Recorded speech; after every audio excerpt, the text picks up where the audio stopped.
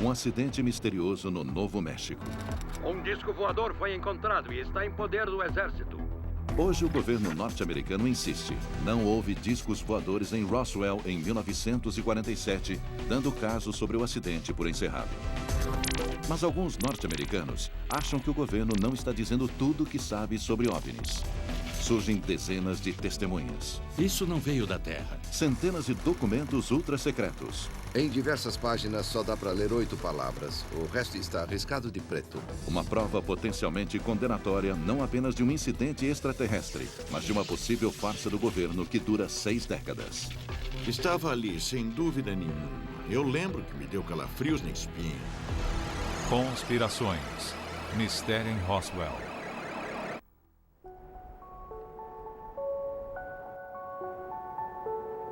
Para um pequeno, mas dedicado grupo de pesquisadores de OVNIs, este rancho num terreno árido a noroeste de Roswell, no Novo México, é um território sagrado. Segundo eles, é o local da queda de uma ou mais naves extraterrestres aqui na Terra no começo de julho de 1947.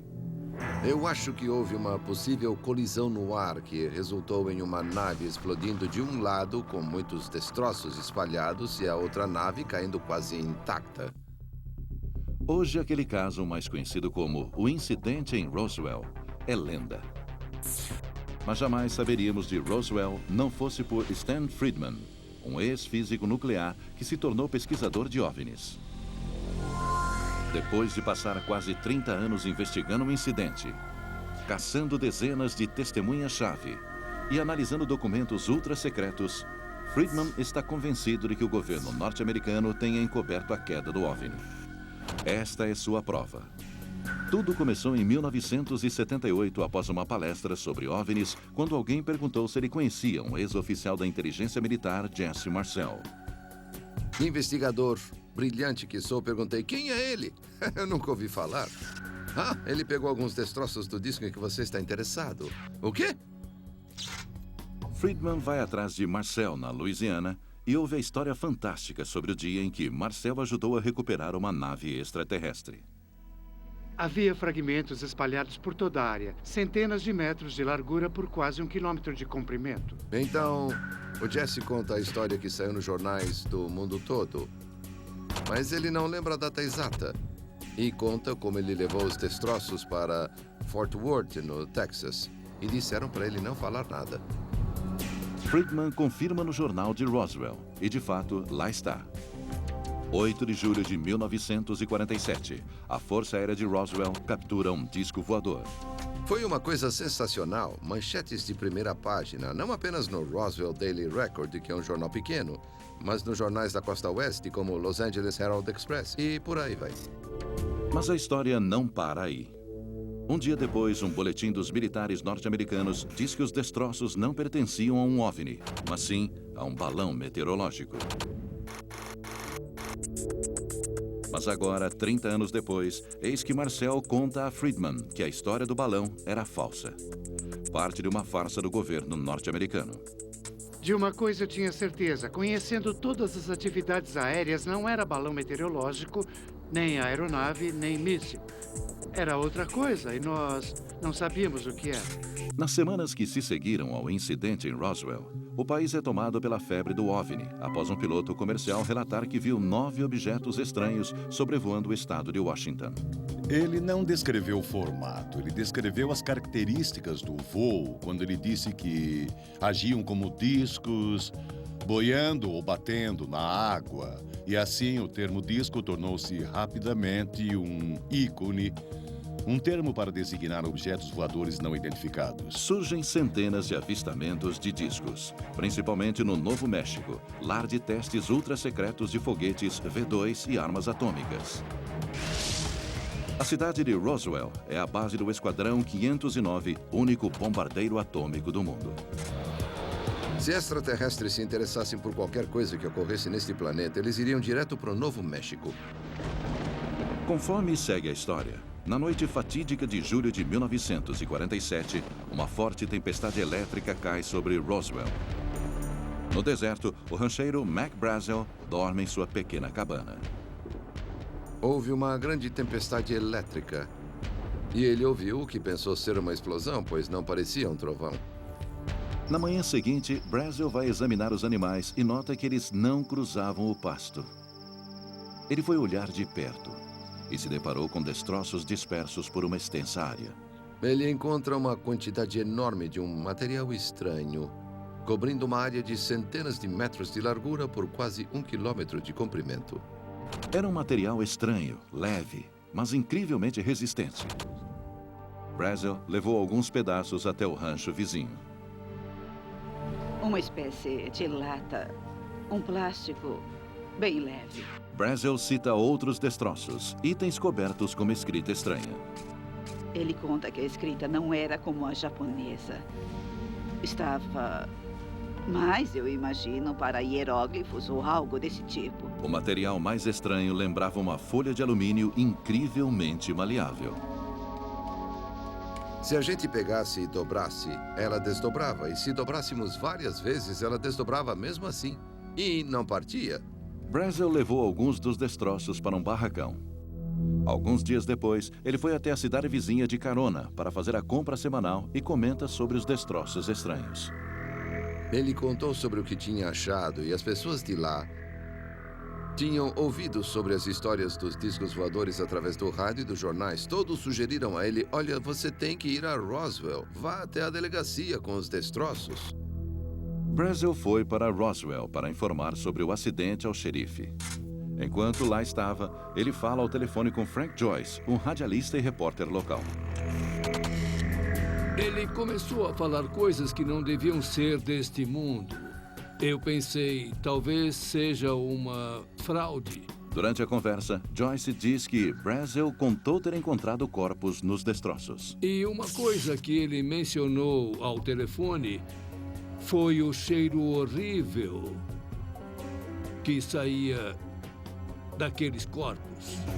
Pensando que Brazel pudesse ser louco, Joyce tenta desligar. Eu o aconselhei a ir até a Força Aérea Norte-Americana, pois como voavam, deveriam saber o que fazer com qualquer coisa que voasse. Brazel ligou para a base do exército de Roswell. O major Jesse Marcel atendeu o telefone. Marcel relatou a ligação ao seu oficial comandante, que ordenou a ele e a um oficial da contra-espionagem que investigassem. Ele falou, vá com ele, porque o rancheiro disse que havia muita coisa por lá e o que ele disse não é nada comum. No rancho, Marcel também ficou confuso com os destroços. Ele juntou tudo e voltou para Roswell. Ele estava tão eufórico com o potencial da descoberta que parou em casa, já passava da meia-noite, e acordou a esposa e o filho de 11 anos, Jesse Jr. Ele disse assim, isso são pedaços do que deve ser um disco voador. Jesse Marcel Jr. é médico e coronel da reserva norte-americana. Ele acaba de voltar do Iraque. Ele está escrevendo um manuscrito chamado Roswell, Aconteceu Mesmo.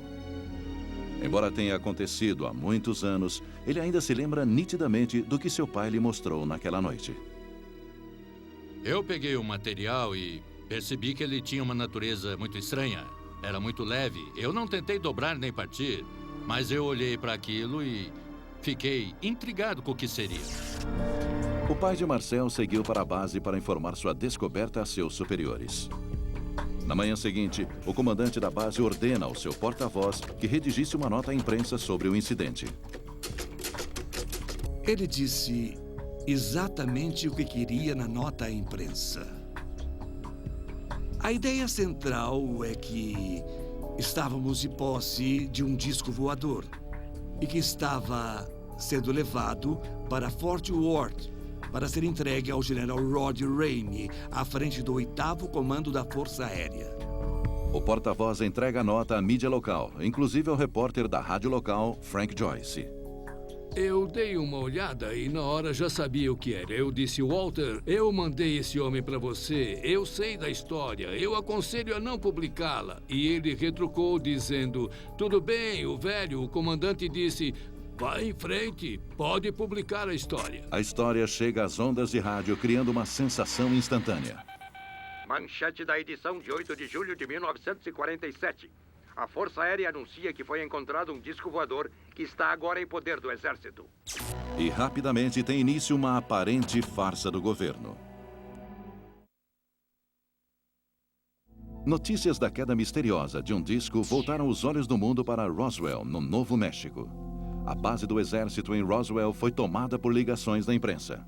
Era muito bom para ser verdade. Não dava para acreditar que uma história como aquela fosse realmente autêntica. Mas durante os primeiros informes chocantes, veio uma saraivada de atenção dos militares, envio de cargas estranhas para as outras bases e medo.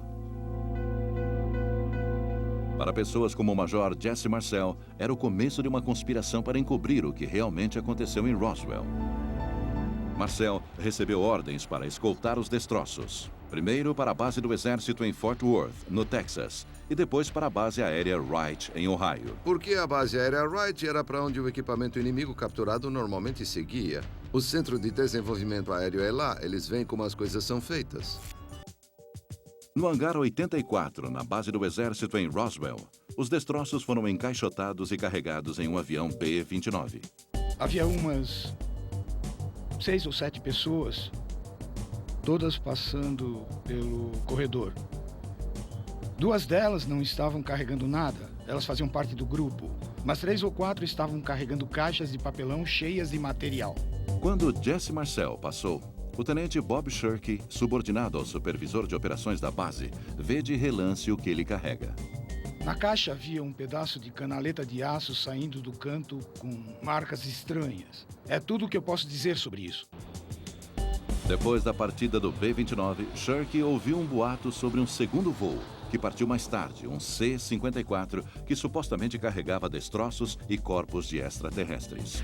Primeiro, os corpos foram levados para o hospital. Depois, supostamente, o C-54 foi trazido para cá e carregado. Ele partiu daqui. Na mesma hora, a funerária local em Roswell recebeu um telefonema estranho da base, perguntando sobre a disponibilidade de caixões infantis e técnicas de embalsamento para corpos deixados ao relento. Mais tarde, ele encontrou uma enfermeira em pânico na base que contou que testemunhara uma autópsia extraterrestre. Eu conheci a moça muito bem e ela disse, olha, Glenn, ela estava gritando, saia daqui, saia o mais rápido que puder, porque você vai se meter em encrenca. Ela descreveu o que viu em detalhes. As cabeças eram muito grandes, eram moles como as de um recém-nascido. Tinham olhos grandes e 2 orifícios onde seriam as narinas. A boca tinha apenas uns 3 centímetros com uma espécie de cartilagem embaixo do lábio. Não tinham lábios, apenas uma abertura.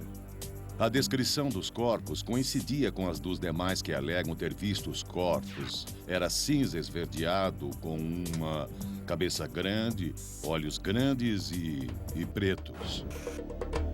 Mas foram os destroços que logo apontaram para uma farsa do governo. Quando Marcel e sua carga estranha chegaram ao Texas, o general de brigada Roger Rummy, do 8º Regimento da Força Aérea, estava esperando para inspecionar os destroços. O general pediu a Marcel para entrar em uma sala e mostrar no mapa onde eles haviam sido encontrados. Quando voltaram, os destroços haviam sumido, supostamente trocados por um material similar ao de um balão meteorológico comum. Segundo Marcel, em sua última entrevista, havia algumas coisas embrulhadas. Ele disse que escondeu os destroços dos fotógrafos que entraram, mas o que estava na foto foi encenado. Aquilo foi uma farsa. A imprensa tirou diversas fotos de oficiais junto aos destroços, inclusive Jesse Marcel. Ele olhou meio acanhado e disse, tá bom, pessoal, vou confirmar tudo isto, mas não foi o que eu vi. Anos depois, Stan Friedman acreditou ter confirmado a farsa ao conseguir uma declaração assinada do tenente-general que dizia: a versão do balão meteorológico foi para desviar a atenção da imprensa e ocorreu sob ordem direta do subcomandante do Comando de Estratégia Aérea em Washington, capital federal. Ele deu 3 ordens. Eu quero que você mande alguns destroços que estão aqui hoje com um de seus mensageiros. Eu quero que tire a imprensa do nosso pé, não importa como. E não quero que fale disso nunca mais, nem com seu amigo Roger Ramey. A suposta farsa funcionou. Um dia após a divulgação da notícia fantástica, a mídia e o público engoliram a nova versão. Na época, as pessoas acreditavam nos militares. Foi logo depois da Segunda Guerra Mundial e os militares tinham nos salvado do fascismo. Depois das fotos forjadas, os destroços foram levados para um destino desconhecido, enquanto Marcel recebeu ordens para voltar para Roswell e esquecer todo o incidente. Quando ele voltou, chamou minha mãe e a mim e disse: olha, gente, não vamos falar mais disso. Encarem como se nada tivesse acontecido. Vocês podem até não esquecer, mas não fale mais sobre isso, nem mesmo com os amigos. E não falamos. Outros também foram supostamente pressionados a ficarem calados ou mudarem suas versões. Poucos dias depois da sessão de fotos, o rancheiro Mac Brazel faz uma visita a Frank Joyce na estação de rádio. Ele disse: depois que saí daqui, eu descobri que o que eu te contei do rancho estava errado. O acidente foi com um balão meteorológico. Mas Joyce descobriu a lorota de Brazel ao perguntar sobre o que havia acontecido com os corpos. Eu disse: mas e o que as pessoas andavam falando ultimamente? Corre por aí que eram homenzinhos verdes. E ele comentou em voz baixa: eles não eram verdes. Depois que os destroços do suposto OVNI foram identificados como sendo um simples balão meteorológico, o interesse pelo incidente em Roswell mingou e logo foi esquecido por completo. Mas os diretamente envolvidos nesse drama, como o Major Jesse Marcel, nunca esqueceram. Não era um balão meteorológico, nem aeronave, nem míssil. Era outra coisa e nós não sabíamos o que era. O filho de Marcel lembra que seu pai se mantinha incisivo, apesar de ocultarem a verdade. Eu me lembro dele explicando depois de participar da farsa porque havia concordado com a história. Publicamente, mas a portas fechadas não. Até o dia da sua morte, ele achava que aquilo não podia ter partido da Terra. Segundo o pesquisador Stan Friedman, os militares norte-americanos também não esqueceram o incidente. Em vez disso, Roswell se tornou plataforma para o que ele chama de Watergate cósmico, uma conspiração do governo para ocultar a verdade sobre os OVNIs. Está claro que havia pessoas no governo levando isso a sério. E também está claro que eles fizeram uma tentativa consciente de encobrir as coisas. Algumas semanas após o incidente em Roswell, foi criado o Conselho de Segurança Nacional, um grupo de aconselhamento super secreto do presidente. Obviamente, os OVNIs eram um assunto para o Conselho de Segurança Nacional. E isso passou por cima da Constituição, do Congresso, da mídia e do público. Foi aí que o tema OVNI se tornou escuro e sombrio. Estou aqui para falar dos supostos discos voadores. Ainda em 1947, a Força Aérea Norte-Americana criou o que viria a ser chamado de Projeto Livro Azul. Um programa para rastrear todos os avistamentos de OVNIs na nação. O interesse da Força Aérea nessa questão é identificar e analisar da melhor forma possível tudo no ar que possa significar algum risco ou ameaça aos Estados Unidos. Muitos avistamentos foram informados e Friedman alegou que os militares emitiam ordens especiais em resposta. Pilotos da Força Aérea receberam ordens no verão de 1952 para abater OVNIs, se eles não pousassem depois de ordenado. E temos o general Roger Ramey, na época general de divisão e um dos protagonistas na história de Roswell, dizendo: nós enviamos jatos atrás de discos centenas de vezes. A Força Aérea investigou mais de 12 mil avistamentos em 22 anos. Até hoje, 700 continuam sem explicação. Mas para os que acreditam em Roswell, o verdadeiro propósito do Projeto Livro Azul não é encontrar OVNIs, e sim desbancar sua existência. Conseguimos explicar os OVNIs como sendo fraudes, aeronave amiga identificada erroneamente, fenômenos meteorológicos ou eletrônicos, ou até mesmo distorções da luz. Tudo que foi relatado podia ser de algum modo explicado como o planeta Vênus, uma aeronave não identificada, satélites ou gases do pântano, o que desse para inventar. O Projeto Livro Azul foi arquivado em 1969, depois que a Força Aérea decidiu que os OVNIs não eram uma ameaça à segurança nacional. Mas segundo Jim Marrs, o governo nunca parou de pesquisá-los. Houve literalmente dezenas de documentos examinados pela CIA, pelos militares e por outros que mostraram que nos bastidores há um grande interesse no que são essas coisas, de onde vieram e o que pretendem. Ao longo dos anos, os pesquisadores de Roswell dizem que solicitaram ao governo que liberasse toda a informação, mas tiveram pouco sucesso. Vamos atrás da CIA. Queremos todo o material sobre OVNIs. Não temos nada sobre OVNIs. Tem sim? Não tem. Nós discutimos. Fomos aos tribunais e o juiz mandou fazer uma busca. Eles voltaram. Ah, meu Deus, achamos mais de 900 páginas de materiais sobre OVNIs. E disseram que não tinham. Mesmo quando documentos eram liberados, como essa declaração da Agência Nacional de Segurança, eles eram totalmente censurados. Finalmente conseguimos. O problema é que 80% estava apagado. Mas por que o governo esconderia o que sabe sobre OVNIs e principalmente sobre o incidente em Roswell? Friedman acredita que é porque os corpos dos extraterrestres estão escondidos em laboratórios secretos do governo e os destroços estão sendo estudados para avanços científicos. Como prova, ele aponta a aeronave revolucionária desenvolvida nas últimas 6 décadas. Eis nossa aeronave tripulada, o módulo de comando Apollo. E parece um disco voador. Laboratórios secretos, maravilhas da engenharia. Parece inacreditável, a menos que você acredite que realmente houve um acidente extraterrestre em Roswell. David Rudiak diz que tem uma prova disso. Essa fotografia de 1947.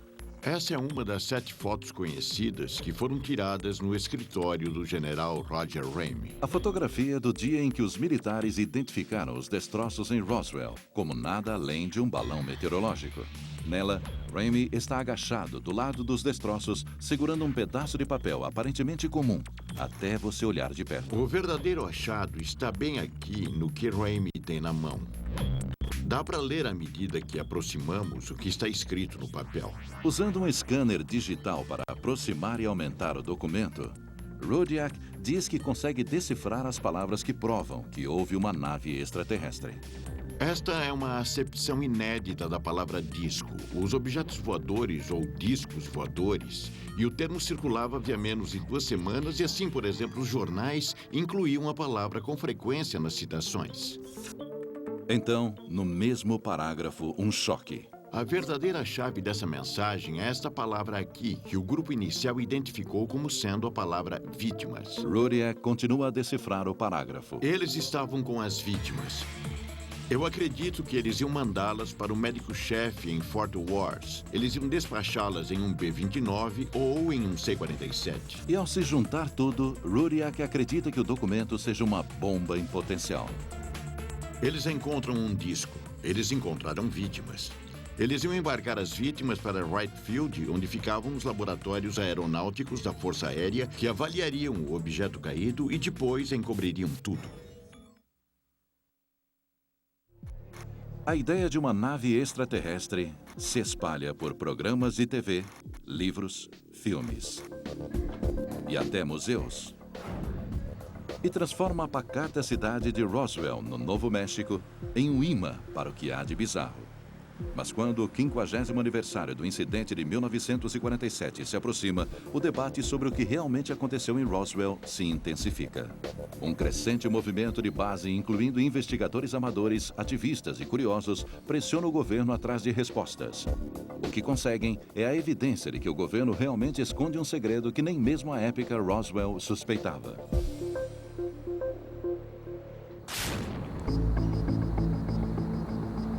Em 1993, Ken Jeffrey decidiu se juntar à legião de detetives amadores na esperança de descobrir a verdade sobre Roswell. E quando me dei conta, eu estava metido até o pescoço. Jeffrey passou muito tempo nos céus como piloto de aviação comercial, durante 30 anos, com um amor pelo espaço e fascinação por OVNIs. Para ele, Roswell é o marco zero para provar que OVNIs existem. Eu percebi que se esse incidente de fato tinha acontecido, valeria a pena ir atrás, pois seria a história do milênio. Jeffrey tem uma ligação especial com Roswell. Seu pai foi coronel da Força Aérea e trabalhou com o comandante do Esquadrão 509 de Roswell. Jeffrey logo ficou sabendo das testemunhas que alegavam ter visto destroços estranhos e contavam histórias sobre corpos extraterrestres. Eu fiquei sabendo, através de um dos escritores e pesquisadores de Roswell, sobre um número de testemunhas secretas que tinham medo da represália do governo caso se apresentassem, e foi aí que eu pensei, bom, algo tem que ser feito sobre isso. Seu primeiro passo, a Declaração de Roswell, uma solicitação abrangente assinada por astronautas, cientistas e militares. 20 mil pessoas pedindo ao governo para contar o que sabe sobre Roswell.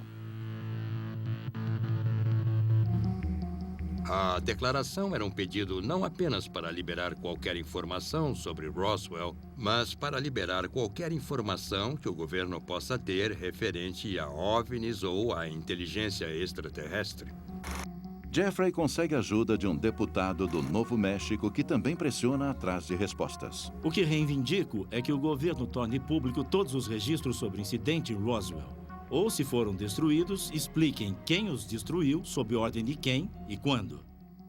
Em 1994, pressionada, a Força Aérea designa o tenente-coronel Richard Weaver para assumir um inquérito.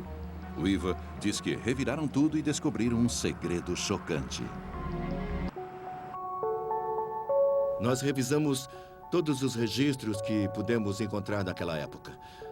Procuramos explicações plausíveis para o que pode ter acontecido. Consideramos um acidente nuclear, consideramos a queda de um míssil desgovernado, consideramos a queda de uma aeronave e também consideramos a possibilidade de um evento extraterrestre que o governo simplesmente não admitiu. Em seu relatório em 1994, Fato versus Ficção no Deserto do Novo México, Weaver encontrou algo que o governo não queria que as pessoas soubessem. Algo que ele agora acredita ser a verdade sobre o que aconteceu naquela noite em 1947. O relatório diz, se houve uma farsa, não é sobre um disco voador vindo do espaço, mas o código de um projeto militar ultra secreto chamado Mogul.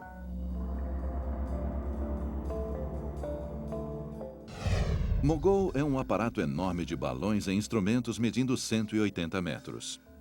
Ele foi projetado para detectar testes nucleares soviéticos, uma das questões mais sérias nos idos da Guerra Fria. O projeto era tão secreto que muitos que trabalhavam nele sequer sabiam seu nome. Ele foi quase tão secreto quanto o próprio Projeto Manhattan. Charles Moore, engenheiro do projeto Mogul em 1947, hoje é professor universitário aposentado. Moore acredita que os relatórios sobre discos voadores e outros destroços no rancho de Brazel descrevem na realidade seu balão número 4. Ele foi lançado em junho a 80 quilômetros a favor do vento.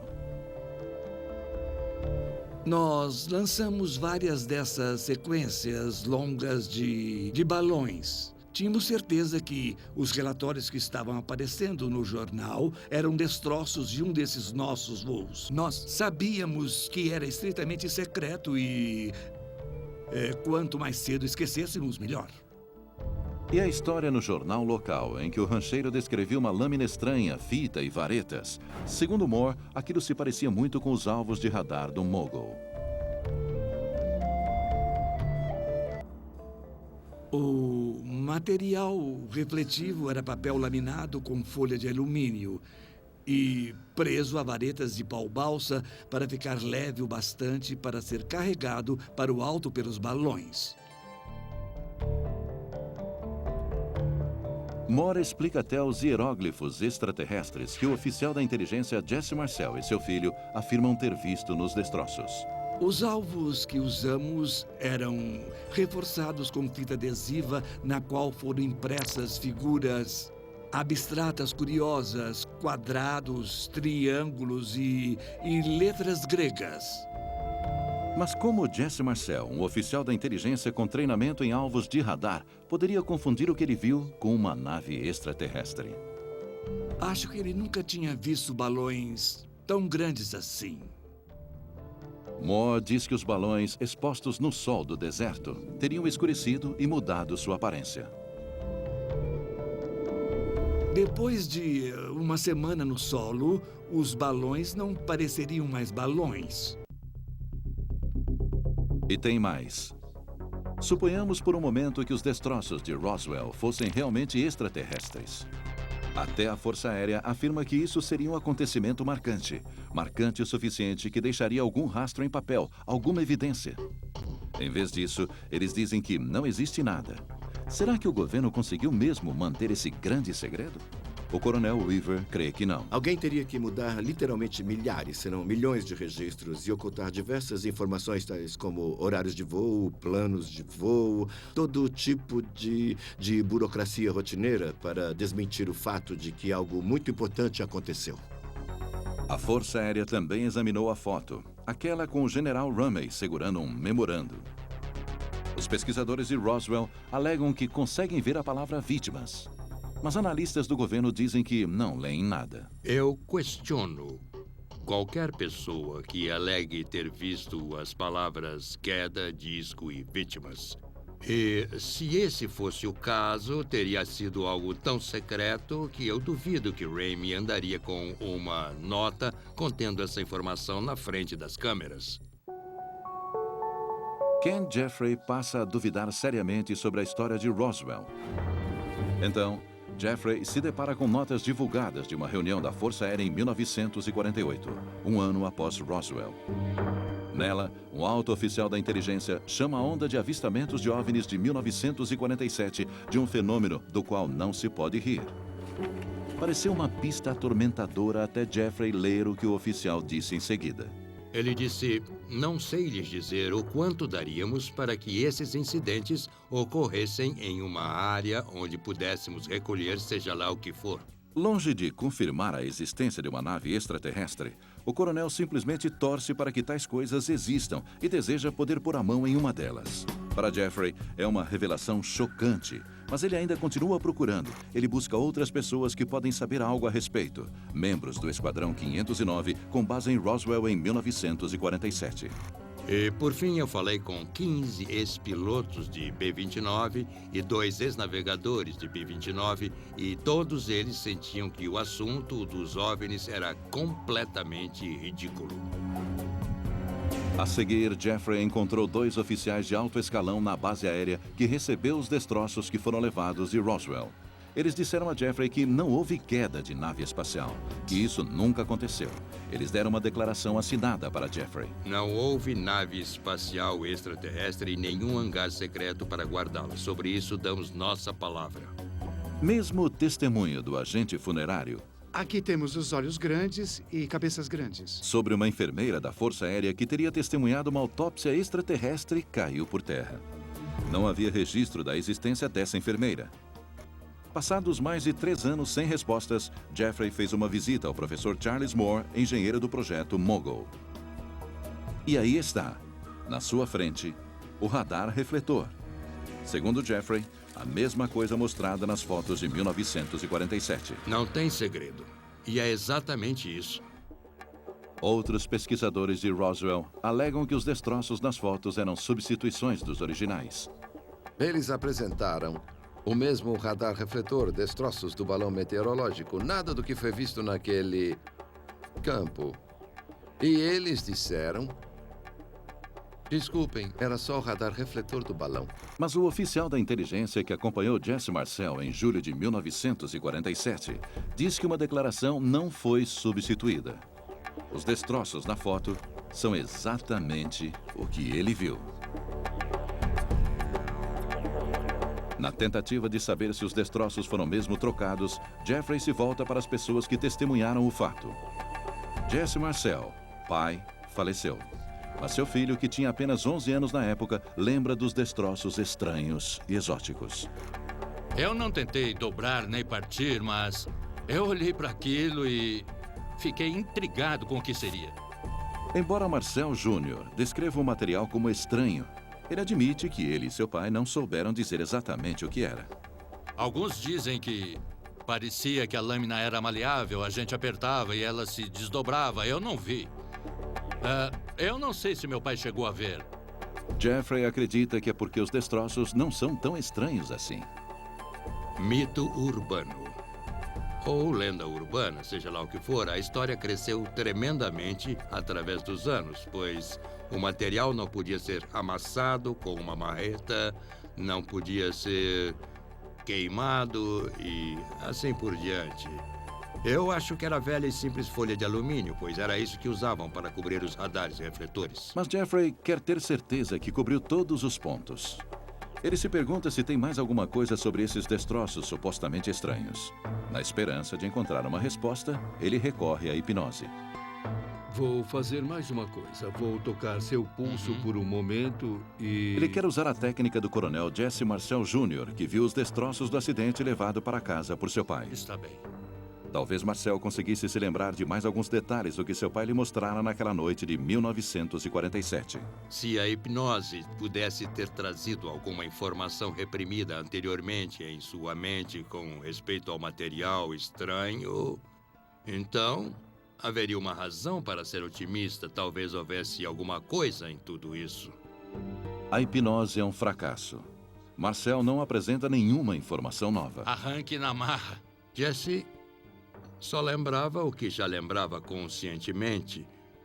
Alguns pedaços de material laminado, um pouco de material plástico ou resina e uma vareta curta com algumas marcas incomuns. Isso só reforça a teoria de Jeffrey, que o que Jesse Marcel Jr. viu no chão de sua casa na cozinha em 1947 eram restos de um radar refletor do projeto Mogul. Para mim, esse foi um tiro de misericórdia no caso da queda do objeto.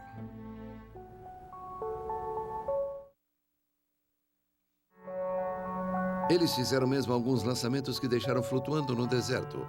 Isso não me parece tão secreto assim. Você não deixa coisas altamente secretas flutuando no deserto, onde os espiões inimigos podem vê-los. E o material básico usado no Mogul, como o papel se desdobrando, jamais seria confundido com uma nave extraterrestre. Você pode ir até o mercado comprar uma barra de chocolate e ela vir embrulhada no mesmo material do qual os radares são feitos. Ninguém ficaria impressionado com isso. E tem as famosas fotos. Jesse Marcel Jr. insiste que o material da foto não é o que ele viu. Não é a mesma coisa. De jeito nenhum. Os pesquisadores de Roswell dizem que há uma explicação. O governo trocou os destroços, e eles acreditam que também houve outras atitudes suspeitas. Jim Marrs aponta o relatório da comissão do Congresso em 1995. Eles não apresentaram nenhum documento declarando que era um disco ou que havia extraterrestres, mas eles descobriram sim que todos os registros de comunicação para dentro e para fora de Roswell entre 1947 e 48, de algum modo, foram perdidos ou destruídos. Em 1997, a Força Aérea libera outro relatório, este chamado Roswell, Caso Encerrado. Os oficiais da Força Aérea esperam que isso explique de uma vez por todas qualquer dúvida sobre os corpos extraterrestres. Provavelmente, os corpos observados no deserto do Novo México eram bonecos de teste carregados pelos balões de grandes altitudes da Força Aérea para pesquisa científica. Mas há um problema com essa explicação. Os registros da Força Aérea mostram que testes com bonecos só foram usados a partir de 1953, 6 anos depois do acidente em Roswell. Coronel, como o senhor enquadra os entusiastas de OVNIs que dizem que eles estão falando de 1947 e o senhor está falando de bonecos usados nos anos 50, uma década depois? Bom, eu acho que esse é um problema. Nós tivemos um hiato no tempo. Eu não sei o que eles viram em 47, mas eu acho que depois de um tempo eles perderam a noção exata sobre em que data foi. Porque muitos bonecos foram jogados. Depois da entrevista coletiva em 1997, o governo norte-americano encerra oficialmente o caso do incidente em Roswell. Mas a palavra final parece não satisfazer as pessoas do outro lado do debate. OVNIs! Temos o direito de saber! Documentos contraditórios do governo, relatos conflitantes de testemunhas oculares e pistas intrigantes de que o governo ainda está ocultando informações chaves só inflamam a controvérsia sem fim. Sempre haverá aqueles que não acreditarão em nada que o governo disser, e eu acho isso terrível, mas temos que nos perguntar de quem é a culpa. Do ponto de vista de relações públicas, eu acho que o governo lidou muito mal com isso. Mas mesmo lidando mal, Ken Jeffrey acredita que até agora o governo tem a versão mais convincente sobre o que caiu na Terra em Roswell. Eu não tenho dúvida que não foi uma nave extraterrestre. E eu apostaria minha vida nisso sem hesitar. E olhe que foi uma grande decepção para mim. Some-se ao ceticismo de Jeffrey e de muitos outros o fato de que, ao longo dos anos, muitas pistas boas não deram em nada. De testemunhas desacreditadas, até documentos quentes comprovadamente falsos. E ainda o crescente número de locais de pouso extraterrestre no Novo México. Na última contagem, são 6 ao todo, inclusive aqui em Hubcorns Ranch, que cobra entrada. Supõe-se que havia 5 corpos. Temos de enfrentar o barulho para chegar ao sinal. A natureza é assim.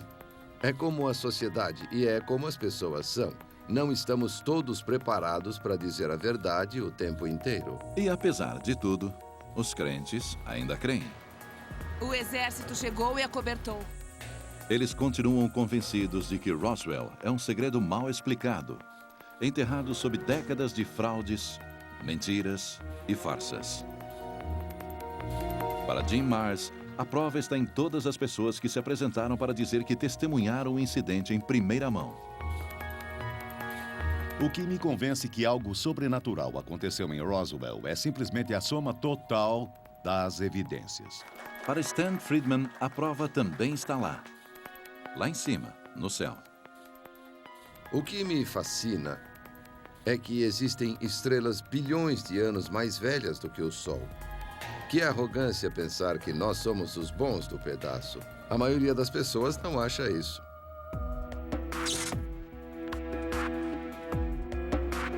Hoje, muitos anos se passaram desde o incidente em Roswell. E a busca por provas se tornou uma corrida contra o tempo. Frank Joyce, uma das poucas testemunhas que restaram, está com 82 anos. 8 de julho de 1947, eu diria que é bem próximo do início. Joyce ainda guarda a cópia original do incidente em seu arquivo sobre Roswell para manter as lembranças vivas. A princípio, minha intenção era provar que isso saiu oficialmente no United Press Wire. Por um tempo, pensei que as pessoas pudessem achar que eu inventei tudo.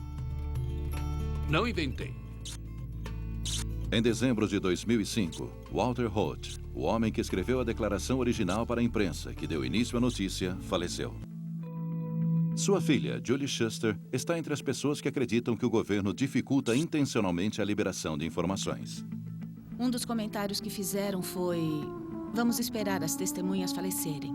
Mas Walter Holt deixou para trás um legado. Em 1992, ele fundou o Museu Internacional de OVNIs de Roswell, junto com um agente funerário que afirma ter falado com a enfermeira que viu a autópsia do extraterrestre. Você é amigável? E o museu se tornou a meca dos crentes céticos. Acho que foi tudo uma fraude. E indecisos. Registrando mais de 2,5 milhões de visitantes desde sua abertura. Ele também se tornou fonte de pesquisadores com amostras sobre o incidente e o depoimento de testemunhas importantes. Muitas testemunhas fizeram declarações, escreveram tudo, deram entrevistas e contaram suas histórias. Fica a 320 quilômetros de qualquer lugar, Albuquerque, Amarillo, El Paso. Se elas vão até lá é porque querem. Logo, as pessoas estão interessadas. Os primeiros investigadores de Roswell estão envelhecendo, mas não parecem desanimados. Afinal, ainda há pistas novas a investigar. Ainda trabalho no caso e tem algumas pistas boas, que espero comprovar. Novas pistas para estudar. Um possível OVNI ao norte de Nova Jersey. Não passa um dia, uma semana, sem que alguém em algum lugar não consiga fazer uma boa filmagem de um OVNI. E novos documentos para questionar o governo. Eu quero ver os registros. Uma pergunta interessante é por que não existem registros oficiais? Esses crédulos afirmam que irão lutar perseguindo cada evidência que surgir até finalmente conseguirem uma prova. Uma prova real, que esclareça o que de fato caiu na Terra em julho de 1947, nos arredores de Roswell, no Novo México. Versão brasileira, DPN Santos.